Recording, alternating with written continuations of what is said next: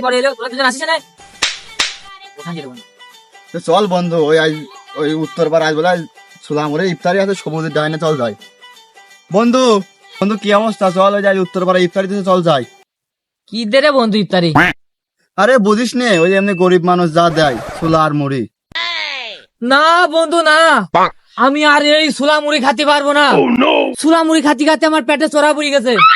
Miss করতে কিন্তু বাড়িটা কিন্তু শাকছে না, খাওয়া লাগবে না।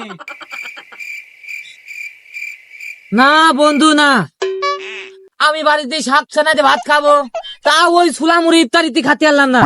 পুরাই যা। এই বন্ধু, একটা কথা করতে তো ভুলেই গেছি।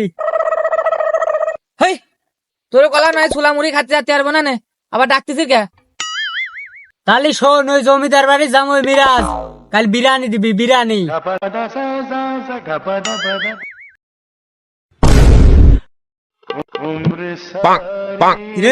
আবার কি হইলো?